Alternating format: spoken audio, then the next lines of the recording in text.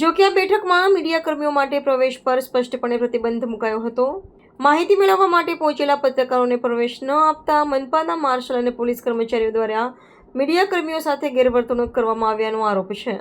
પત્રકારોએ આ કૃત્યને પત્રકારત્વના સ્વતંત્રતા પર પણ પ્રહાર ગણાવ્યો છે. બેઠક બાદ મનપાના સિટી ઇજનેરે 12 દિવસ પછી સ્પષ્ટ કર્યું કે આ ડિમોલેશન સંપૂર્ણપણે કાયદેસર હતું. જો કે આ નિવેદન બાદ સવાલ એ ઊભો થાય છે કે જો ડિમોલેશન કાયદેસર જ હતું તો મકાન માલિકોને અગાઉથી કારણદર્શક નોટિસ કેમ ન આપવામાં આવી?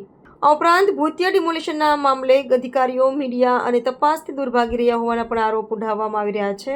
વિપક્ષ અને સ્થાનિક રહીશોએ મનપાની આ કાર્યવાહીની સ્પષ્ટતા માંગી છે, જ્યારે મીડિયા સંગઠનોએ પત્રકારો સાથે કરવામાં આવેલા ગેરવર્તણૂકની